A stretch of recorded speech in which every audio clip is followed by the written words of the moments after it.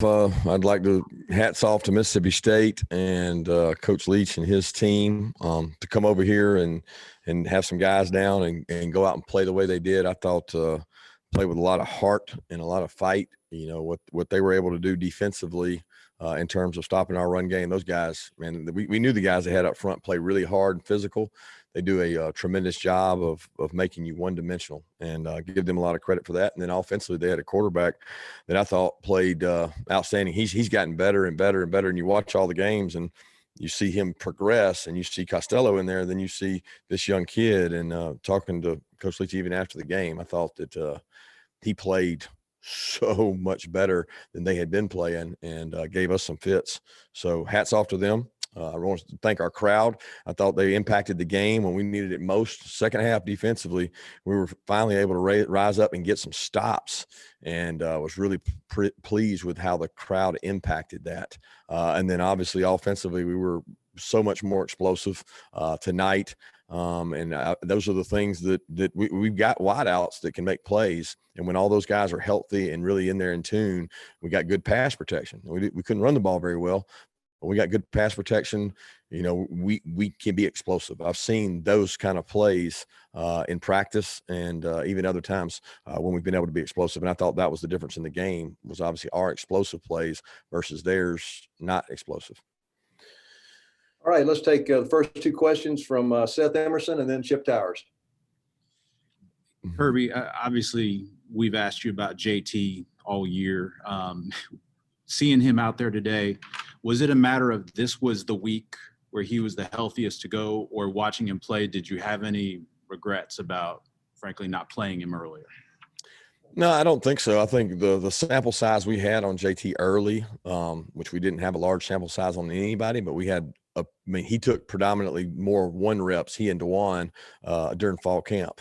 And, you know, his mobility and decision-making wasn't great in that fall camp period during those 2-3 scrimmages. We gave him a lot of reps.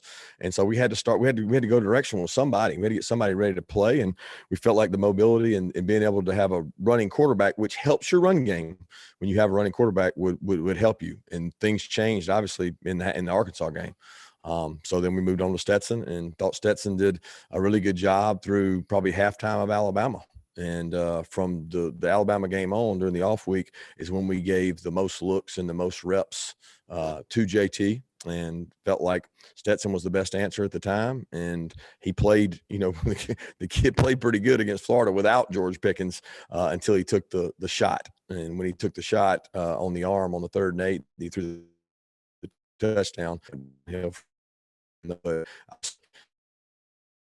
let's make the discussion all about that. Let's make a discussion about how well JT handled it in a world when nobody handles things very well, and they don't get what they want. What he did is he said, "Coach, I want to come down to the scouts, and I want to throw, and I want to be part of the game plan." And he came down in front of me and went every day against what I think is a pretty good defense. And he knew he was going to get hit, but he made plays. He moved around in the pocket, and he started showing us that, hey, I can do this thing. And he took the bull by the horns, and he took advantage of it tonight. And Mississippi State played us to stop the run too, and took a lot of chances, and he took advantage of that. Yeah, Kirby, I was going to say that, you know, as much as you see in practice and, you know, all the decisions you have to make, you can't know until they get out there like tonight. 401 yards. I forget the completion. You got them in front in there. The completion percentage, bunch of explosive plays. Better than you even could have imagined that he performed in that situation. I thought we would be able to run the ball better, so I didn't think we'd have to throw it that much, you know, and I thought that we would, you know, I knew we would bend some on defense, but I didn't think we would give up those red area touchdowns. So I'm thinking that, you know, he's going to have to throw it in the game, but, you know, we needed to be able to run the ball. We got to be able to run the ball to help him, and we couldn't run it anywhere the way they were playing us. And he's 28 of 30, I think it's 28 of 38 maybe. I'm not sure if that's exactly right, but I know that, yeah, and then the thing about the drops, you know, he had a couple drops where guys drop balls and affected that. But we've known he throws a nice deep ball. Now you saw that tonight. He puts air under it. He lets them run up under it. I mean, but he had the Kyrus drop for a touchdown, the George drop for a touchdown, which I think we made up for with a touchdown. But then we had Zamir. He threw one a little high over Zamir's head. But those are 3 completions, and I don't even know the rest of them. So I thought his accuracy was really good, and he even showed some quickness and some mobility in there when we missed some guys. That was probably the toughest part protection wise. We missed a couple guys that he could have either redirected the protection or done some things. But our backs tonight, look, they're as disappointed as anybody. We didn't run a lot, but if you go back and study the tape, Zamir White's blitz pickup and Kenny McIntosh blitz pickup is big time. They both picked up blitzes that allowed JT to stay upright and make those downfield throws. And I'm really proud of those guys for that, because when you're not getting the carries and you're not getting the yards, sometimes it's tough. Let's go to Anthony Dasher and then Mike Griffith. Hey, Coach, another JT question, if you don't mind. Obviously, he wasn't cleared for the Arkansas game, but the games that followed, how can you speak to kind of what degree his knee and mobility kind of improved from week to week until now to finally get this opportunity? Well, it definitely got better every week. And when I noticed it was when he was down there with us, because he had a big knee brace on fall camp. We're investing reps in him, and, we're out there doing 8 plays a third down and blitzing everywhere, and he can't move, and it's tough to execute in that environment. And it was tough on him. And, there's plays that Stetson and Dwan made, like Stetson against Florida. He pulls the ball one time, I don't know, early in the game, he ran for like 10 yards. That's not going to be JT's game, but JT's a good enough athlete. When we talked to him coming out of high school, he said, I run a 4.69. Well, he's a good athlete, but he's coming off an ACL surgery, so we don't know how long it's going to take to get that. But when he's got a clean pocket, he's really at his best. And I thought Mississippi State, their plan was to pressure on third down because of that. They didn't want a clean pocket. They wanted that guy to have to move around, and we picked most of it up and allowed him to stand in there and make some throws. But he certainly got better. The toughest part was having to make a decision who you're going to go with when he's not cleared. And then when he is cleared, it's like, okay, this guy hasn't taken the reps for 2 weeks for the Arkansas game or the next game. And the best look he got was probably the off week before Kentucky was the time he started getting more and more reps. Just how different is it for you managing the game on the sideline? I mean, JT was pushing the ball downfield so much. I don't know if that was always his primary read, but to see a guy go for the jugular that often, what was your thought about that? We haven't seen that. I don't think we'd seen a 400-yard passer under you. This was the first time. Yeah, I don't think it wasn't JT. I mean, it's how they were playing us, right? So if you play everybody tight to the line of scrimmage and you play the run the way they played it, where's their risk at? Their risk reward is vertical. I mean, the way they played us, it was to stop every play and force him to make plays down the field. And that's what he does well. I mean, he gets the ball vertical. He gives guys a chance one-on-one. And to be honest, we had our complete wide receiver core, all out there. And it makes it tougher to defend you when you've got those weapons. And he was accurate. And the one thing we said we had to be at that position was accurate. Let's go to Mark Weiser and then Jake Rowe. Kirby, you mentioned kind of in your opening about how Mississippi State was undermanned, I guess, scholarship-wise. What did that mean in terms of the game plan, or did you think that given that factor that it would be more one-sided, or how do you view that? Yeah, I don't view it anyway, because when you chart how many people we play on road games, I mean, it's usually right around 50, 53, right? So they allow you to bring 70, but we're not ever playing 70. So the bottom 16, 17 on your roster, to be honest with you, I mean, an NFL team plays a 53-man roster, right? That's who they play in the game. That's all they have. So if it was hot and conditioning was a bigger factor, but a night game, great conditions, I don't look at it as a big factor. Well, look, we knew they were a good defensive football team, and they were without, one of their good receivers. But with the way they play, it doesn't matter who the receiver is, because they're catching it at 4 and 5 yards. It's not a vertical passing game unless you play certain coverages. And so it really is like they just insert people. It's like they're running across the field all the time. So who's out there is not as important as how accurate the quarterback is when he throws it. Kirby, wanted to ask you about the run game, and was that a product of how they were playing you, a product of not playing very well up front? It just seemed like you got whatever they were doing, you guys couldn't seem to throw them out of it. They kicked our butt. That's the bottom line. Hey, we pass pro'd better than they pass rushed, and they run stopped better than we ran.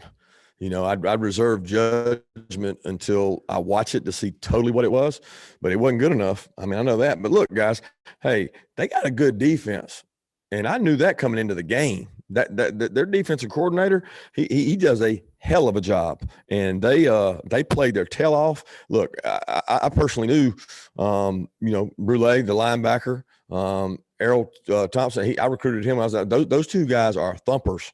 What they're going to do well is attack you and be physical. They're really physical on our perimeter. You know, like most of the time you can't run it inside, you run it outside. Well, every time we try to run it outside, we either got a holding call or they called us for a illegal block, and we couldn't get on the edge and we couldn't get inside. So, you know, they're a physical football team. They did a good job, but some of the stuff they played, it was hard to run the ball against. Okay, let's go to Dean Legge and then Paul Newberry. Kirby, two things. First of all, how tough is it to be patient with your defense when you're having to run up and tackle on those short balls? And then secondly, what was the explanation on the grounding call late in the game? Yeah, they said that he was out of the pocket. I think I don't know. I never got an explanation, to be honest with you, so I don't want to comment on any of that. But it's tough being patient because we told ourselves, and every team we talked to said the same thing. You got to be patient. You got to be patient. You got to be patient. You're counting on them a little bit to mess it up. And I told you all week, it's very similar to the Georgia, the triple option, because if you're in 3rd and 1 or 2, every 3rd down, you're not going to win. You got to get them off schedule. Okay. What's off schedule? A batted ball, incompletion, a sack, a tackle for a loss. And the series we got 2nd and 10, we probably won that series. But every series seemed like it was 2nd 3, 2nd 4, 2nd 5. And we didn't play anything different than anybody else that plays them. I mean, it's crazy. You go watch tape. Every team that's played them plays the same stuff. And we probably got as good or better players than the teams that played them good. The difference, they didn't drop balls. They didn't fumble. They didn't throw an interception. Okay, they have a ton of interceptions. Will Rogers played really well and really accurate, and it forced us to be really patient, and our offense played really well and helped us out. Coach, I'll just ask hopefully the easiest question of the night. I know guys have to win their jobs from week to week, but fair to assume that JT is your quarterback now going forward? Yeah, I would say it's fair to assume that based on the way he played tonight, and he'll need to continue to work hard and do the things he's done in order to stay in that position. But he certainly showed poise and confidence and did some good things, not only in the passing game, but in the check game. Let's go to Brandon Sudge, and then we'll go to the red and black, either Austin or Augusta. Hey, Kirby, so in terms of JT having this opportunity, was there a certain point of the last 2 weeks where you guys felt comfortable in terms of having him out there? And then in terms of how he handled it, what was his approach over the last couple of days after you go told him?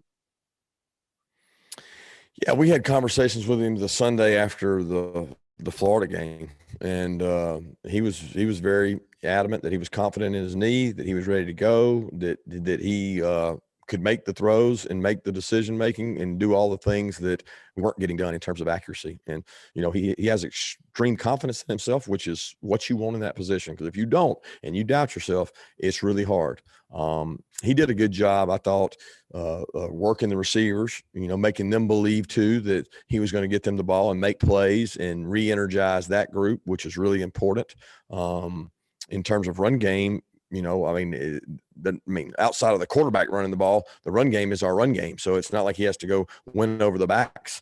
He's got to win over the O-line with protection checks and putting us in the right run game stuff. But I thought his approach the last couple of weeks, every time I talked to him, he was watching tape of the opponent.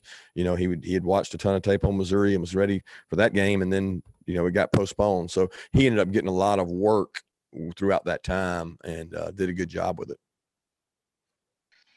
Hey, Kirby, I'm kind of going back to the defense now. I know Mississippi State's drive started out really long and taking up a lot of time off the clock. And then toward the end of the game, toward the end of the third quarter, it felt like the defense was kind of getting a better rhythm against that offense. So I want to know, what are the adjustments that y'all made and how did you end up executing them to shut them down at the end? Really zero. I mean, it's patience. Like I said, we didn't do anything different from one half to the other. A lot of people always think that, if anything, we might have rushed 4 a couple more times. But the success rate on these guys, when you rush 4 and 5, it actually goes down. They get the ball out so quick. Anybody that played man-to-man with them on them, they torched them. What you saw in the LSU game was they really took advantage of teams playing man-to-man. And then we played man a couple snaps, but one of the snaps we played was the big touchdown. And it's like, golly, as soon as you go to it to change it up, bam, they hit you. It's just not worth it. So they got a good quarterback. They got a good system. And they'll be a force to be reckoned with if the quarterback's that accurate and people continue to play them the way that we played them. Let's go to Jeff Schultz and then Allison. Kirby, I'm not discounting anything that you said about JT, and I'm certainly not suggesting that he's going to throw for 400 yards and 4 touchdowns every week. But can you understand why people would look at this game and think, why wasn't this guy starting earlier? Absolutely, I would. But I also think that people should take into consideration that, I've been coaching football for, I don't know how many years, 20, 25 years, and God knows Monken's probably double me, as old as he is. And there's not a decision that we make as coaches and a coaching staff, an offensive staff with 5 guys that I adore and think the world of. Maybe the question should be, man, aren't they glad they got JT here when nobody thought that maybe we needed him? Would I have loved for him to gone out there and done the same thing against other teams? Absolutely. But the decisions we made based on giving us the best opportunity to win. And a lot of that had to do with mobility and Stetson's play. And as that struggled, we had to look for other options. And he did a great job with his opportunity. He also had some help in receivers that came back and the way Mississippi State played them. But I don't want to use that to put, to demean how he played. He played unbelievable. I am proud as hell of the way he played. But every decision we make is based on what gives us the best opportunity to win the game. And the men in that room that are making those decisions, they've got a lot of experience doing it.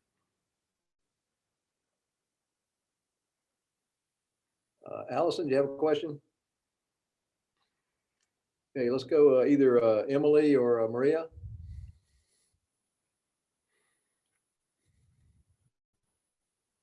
Connor Riley.